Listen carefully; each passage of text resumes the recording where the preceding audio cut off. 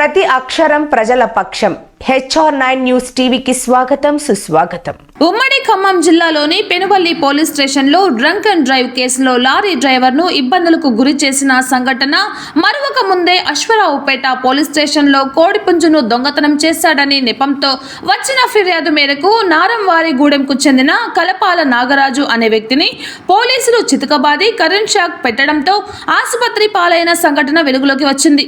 వివరాల్లోకి వెళ్తే నారంవారిపల్లి గ్రామానికి చెందిన దాసరి అప్పారావు తన కోడి పుంజును దొంగలించాడని 12 రోజుల క్రితం కలపాల నాగరాజుపై అశ్వరావుపేట పోలీస్ స్టేషన్లో ఫిర్యాదు చేశారని, పోలీసులు కలపాల నాగరాజును అరెస్ట్ చేసి ఎటువంటి కేసులు నమోదు చేయకుండానే 12 రోజులుగా ప్రతిరోజు పోలీస్ స్టేషన్కు తిప్పుతున్నారని, మార్చి 1వ తేదీ సాయంత్రం పోలీసులు తమ ఇష్టం వచ్చినట్లుగా దాడి చేసి కరెంట్ షాక్ పెట్టారని, దీంతో వైద్యం కోసం ప్రభుత్వ ఆసుపత్రిలో చేరామని బాధితులు కలపాల నాగరాజు అతని భార్య మమత ఆరోపిస్తున్నారు.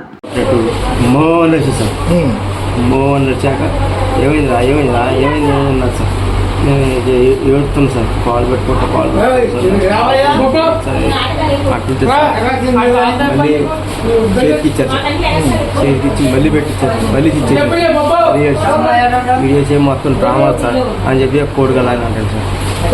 డ్రామా చేసేప్పుడు నాకు కోడించుకుంటే నాకు ఈ బాగా తక్కువ కోడి తిని నాకు ముక్తిపు నాకు వేసారు సార్. అది సార్ డెబ్బై సార్ కూడా అంత పెడితే అట్లా ఏ కొట్టలేదు సార్. కరెంట్ షాక్ మనుషులు ముగ్గురు మనుషులు బోర్డు ఎగించారు, కాల్ కూడా యాక్సిడెంట్ అప్పుడు కాల్ కూడా మట్ట తొక్కు పట్టి ఎన్ని రోజులు స్టేషన్కి సార్ 10 రోజులు అవుతాం సార్. 10 రోజులు స్టేషన్ రోజు వచ్చి వెళ్తున్నా, రోజు వచ్చి వెళ్తాను సార్. వచ్చి వెళ్తాం. మీరు దొంగతనం నువ్వు చేసావా లేదా? లేదు సార్, ఆ పాప దేవుడికి తెలుసు సార్, నాకు ఏమీ తెలుసు సార్. ఎవరిదా పుంజు ఎవరిదంట? మా అప్పారావు సార్.